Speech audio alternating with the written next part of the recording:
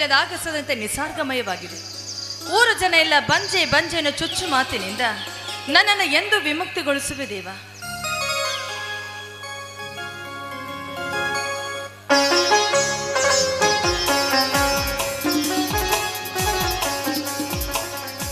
ಪಾರ್ವತಿ, ಏನೇ ಭಗವಂತನ ಹತ್ರ ಏನಂತ ಬಿಡ್ಕೊತಾ ಇದ್ದೆ? ಏನೂ ಇಲ್ಲ, ಮಕ್ಕಳಿಲ್ವಲ್ಲ, ಆದಷ್ಟು ಬೇಗ ನಮಗೊಂದು ಮಗುನ ಕರುಣಿಸು ದೇವರೇ ಅಂತ ಬೇಡ್ಕೊತಾ ಇದ್ದೆ. ಪಾರ್ವತಿ, ಹೀಗೆ ನಿನ್ನೊಂದಿಗೆ ಸದಾ ಕಾಲ ಸಿಹಿಯಾದ ಈ ನಿನ್ನ ದೇಹ ಸಿರಿಯನ್ನು ಸವಿತಾ ಸರಸ ಸಲ್ಲಾಪಗಳಲ್ಲಿ ಸಮ್ಮಿಲನಗೊಂಡು ಸಂತೋಷದ ಸಾಗರದಲ್ಲಿ ತೇಲ್ತಾ ಇದ್ರೆ ಸಮಯ ಸರಿದು ಹೋದದ್ದೇ ತಿಳಿತಾ ಇಲ್ಲ. ಮಂದವಾಗಿ ಉರಿಯುತ್ತಿರುವ ಹಣತೆ ಮಿಣುಕು ಬೆಳಕಿನಲ್ಲಿ ಹಿಮದಂತೆ ಕಾಣುವ ಈ ನಿನ್ನ ಮೈಬಣ್ಣದ ಛಲವನ್ನ ನೋಡ್ತಾ ಇದ್ರೆ ಒಂದು ಕ್ಷಣವೂ ನಿನ್ನ ಬಿಟ್ಟಿರಲಾರ್ದೆ ಈ ನಿನ್ನ ಕಣ್ರೆಪ್ಪಲ್ಲಿ ತುಂಬಿಕೊಂಡು ಸದಾ ಕಾಲ ಕಳಿಬೇಕು ಅನ್ನೋ ಆಸೆ ಕಂಡು ಕವಿಯ ಕಲ್ಪನೆ ಕನಸಿನ ಲೋಕಕ್ಕೆ ಕರೆದೊಯ್ದು ನನ್ನ ಮನದಾಳದ ನೋವನ್ನ ಮರೆಸೋದು ಬೇಡ ರೀ. ನಮ್ಮ ಮದುವೆ ಆಗಿ 12 ವರ್ಷ ಮುಗಿತು.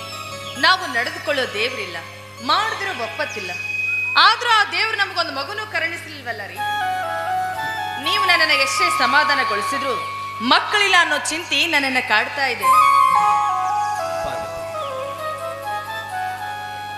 ಈ ಭೂಮಿಯಲ್ಲಿ ಹುಟ್ಟಿದ ಪ್ರತಿಯೊಬ್ಬ ಮನುಷ್ಯನಿಗೂ ಸಂತಾನ ಭಾಗ್ಯನ ಪಡಿಬೇಕೆನ್ನುವ ಹಂಬಲ ಏನೇ ಮಾಡೋಕ್ಕಾಗುತ್ತೆ?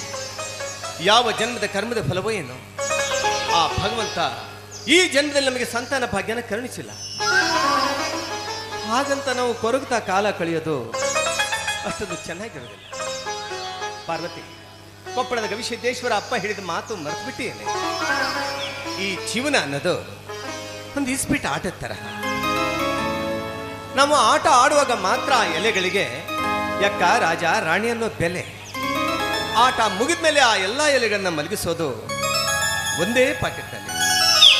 ಈ ಬದುಕು ಕೂಡ ಹಾಗೇನೆ. ನಾವು ಜೀವದಿಂದಿರುವಾಗ ಮಾತ್ರ ಹಣಮಂತ, ಗುಣವಂತ, ಶ್ರೀಮಂತ, ಬಡವ, ಬಲ್ಲಿದ, ಇನ್ನು ಏನೇನೇನೇನೋ ಬಿರುದು ಬಾಬಲಿಗಳು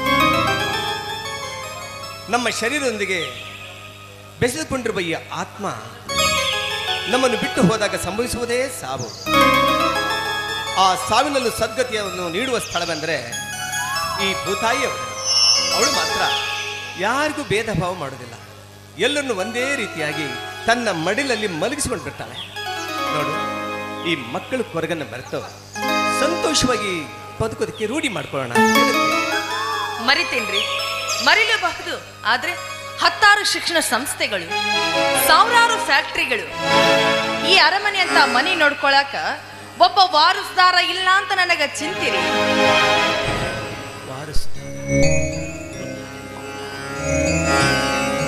ನಿಜ ಪಾರ್ವತಿ, ನಿನ್ನ ಮಾತು ಸತ್ಯ. ಈ ಭವ್ಯವಾದ ಅರಮನೆಗೆ ಒಬ್ಬ ವಾರಸ್ದಾರ ಬೇಕೇ ಬೇಕು, ನಿಜ. ಆದ್ರೆ ಈ ಜನ್ಮದಲ್ಲಿ ಆ ಬ್ರಹ್ಮ ನಮ್ಮ ಹಣೆ ಬರದಲ್ಲಿ ಮಕ್ಕಳ ಭಾಗ್ಯವನ್ನು ಕರುಣಿಸಲೇ ಇಲ್ಲವಲ್ಲ. ನನ್ನಣ್ಣ ಬೆಟ್ಟಪ್ಪನ ಮಕ್ಕಳನ್ನು ಅದೆಷ್ಟು ಹುಡುಕಿದರೂ ಆ ಅವಳಿ ಜೋಳಿ ಮಕ್ಕಳು ಇದುವರೆಗೆ ಪತ್ತೆನೇ ಆಗಲಿಲ್ಲ. ಪಾರ್ವತಿ, ಇದು ಆ ಪರಮಾತ್ಮ ನಮ್ಮನ್ನು ಪರೀಕ್ಷಿಸಿ ಪಾರುಗಾಣಿಸುವ ಕಾಲ.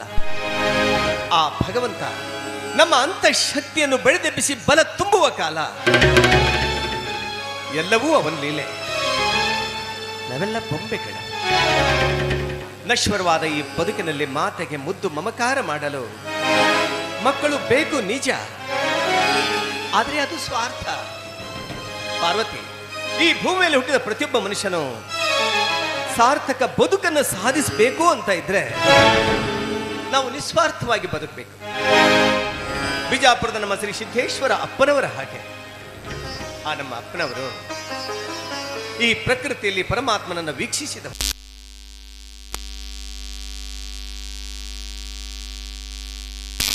ಆ ಭಗವಂತನನ್ನು ಕಂಡವರು. ಈ ಹಸಿರು ಗಿಡಮರಗಳಲ್ಲಿ, ನಡೆದಾಡುವ ಪ್ರಾಣಿಗಳಲ್ಲಿ, ಹಾಡುತ್ತಾ ಹಾರುವ ಹಕ್ಕಿಗಳಲ್ಲಿ ಹರನ ಸ್ವರೂಪವನ್ನು ಗುರುತಿಸಿದವರು. ಅಂತಹ ಮಹಾನ್ ಸಂತ ಯುಗ ಪುರುಷ ಹುಟ್ಟಿದ ಈ ಮಣ್ಣಿನಲ್ಲಿ ನಾವುಗಳು ಮಕ್ಕಳ ಭಾಗ್ಯ ಅಂತ ಕೊರಗೋದನ್ನು ಬಿಟ್ಟು ಈ ನಮ್ಮೆಲ್ಲ ಆಸ್ತಿ, ಅಂತಸ್ತು, ಐಶ್ವರ್ಯವನ್ನೆಲ್ಲ ಅನಾಥ ಮಕ್ಕಳಿಗೆ ದಾನ ಮಾಡೋಣ. ಇನ್ಮೇಲೆ ಸಂತೃಪ್ತಿಯಿಂದ ಬದುಕು ಸಾಗಿಸೋಣ. ಏನಂತೀಯ? ನಾನು ಯಾವಾಗ್ಲೂ ಮಕ್ಕಳ ವಿಷಯ ತೆಗೆದಾಗ್ಲೆಲ್ಲ ನೀವ್ ಇದೇ ರೀತಿ ಮಾತನಾಡಿ ನನ್ನ ಮನಸ್ಸನ್ನ ಸಮಾಧಾನಗೊಳಿಸ್ತೀರಾ ತೀರ್ತು. ನಿಮ್ ಜೊತೆ ನಾನು ಮಾತಾಡೋದಿಲ್ಲ. ಅಲ್ಲ ಕಣೆ, ಎಲ್ಲಿ ಹೋಗ್ತಾ ಇದ್ದೆ ನಾನು ಬಿಟ್ಟು? ನಮ್ಮ DVG ಅವರು ಏನ್ ಹೇಳ್ತಾರೆ ಗೊತ್ತಾ? ಇರುವ ಭಾಗ್ಯವನ್ನೆನ್ನದು ಬಾರೆನೆಂಬುದನ್ನು ಬಿಡು, ಹರುಷಿಕ್ಕಿದೆ ದಾರಿ ಅಂತ. ನೀನು ಈ ರೀತಿ ಕೈ ಕೊಟ್ಟು ಹೋಗ್ಬಿಟ್ರೆ ಈ ವಯಸ್ಸು ಮತ್ತೆ ಬರುತ್ತೇನೆ ನನಗೆ. ನನಗಾಗಿ ಒಂದೇ ಒಂದು ಸಂತೋಷದಿಂದ ಹಾಡನ್ನು ಹಾಡ್ತೀಯ?